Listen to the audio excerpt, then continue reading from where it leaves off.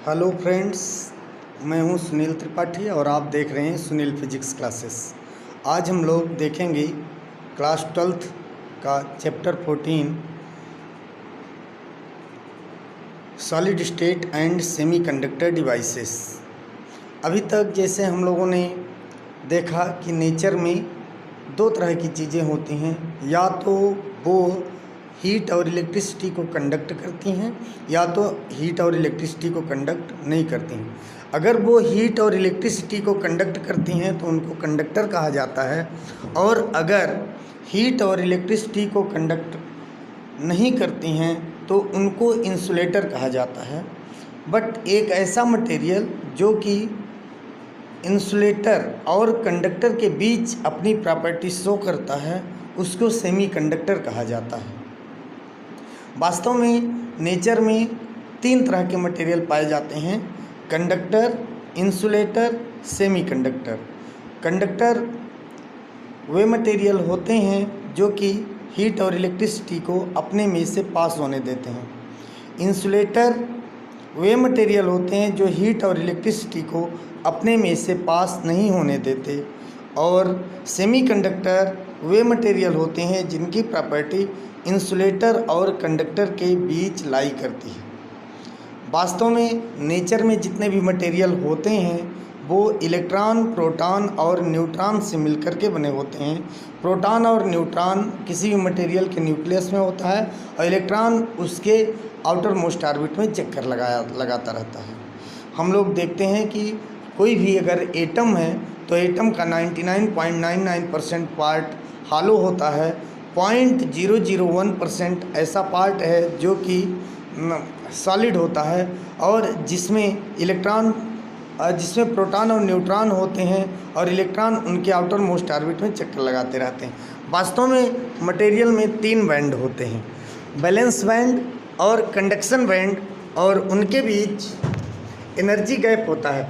ये है valence band, ये है कंडक्शन बैंड, और इन दोनों को सेपरेट करने वाले बैंड को एनर्जी गैप बोला जाता है। अब अगर मैं कंडक्टर की बात करूं तो कंडक्टर में वैलेंस बैंड और कंडक्शन बैंड के बीच में जो एनर्जी गैप होता है वो बहुत कम होता है, और इंसुलेटर में वैलेंस बैंड और कंडक्शन बैंड के बीच एनर्जी गैप ज़्यादा होता है। और सेमीकंडक्टर ऐसे मटेरियल होते हैं जिनकी प्रॉपर्टीज कंडक्टर और इंसुलेटर के बीच लाई करती है।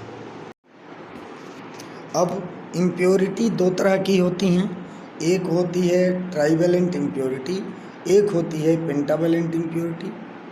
ट्राइवेलेंट इम्प्योरिटी वो इम्प्योरिटी होती है जिसके आउटर मोस्ट ऑर्बिट में 3 इलेक्ट्रॉन्स होते हैं, और पेंटावेलेंट इम्प्योरिटी वो इम्प्योरिटी होती है जिसमें आउटर मोस्ट ऑर्बिट में 5 इलेक्ट्रॉन होते हैं।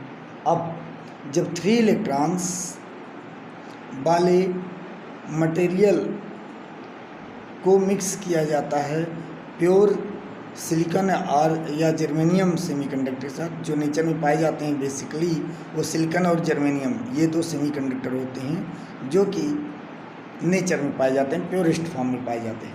अब जब सिलिकॉन और जर्मेनियम में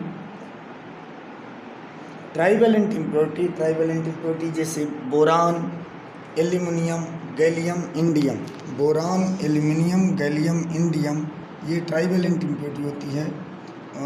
बोरान, एल्यूमिनियम, गैलियम, इंडियम। और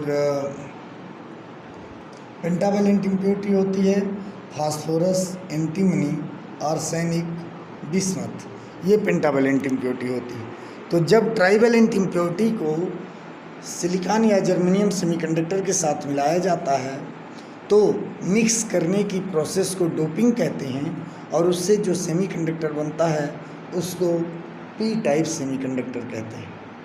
और जब पेंटावेलेंट इम्प्योरिटी जैसे फास्फोरस, एंटीमनी, आर्सेनिक, बिस्मथ, इनको सिलिकॉन या जर्मेनियम सेमीकंडक्टर के साथ मिक्स किया जाता है तो मिक्स करने की प्रोसेस को डोपिंग कहते हैं, और उससे बना हुआ सेमीकंडक्टर एन टाइप सेमीकंडक्टर कहलाता है।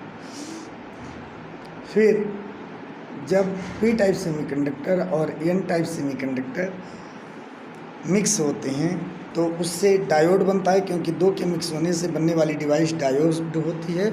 और चूँकि पी और एन टाइप सेमीकंडक्टर से बनती है, इसलिए उसको पीएन जंक्शन डायोड कहते हैं।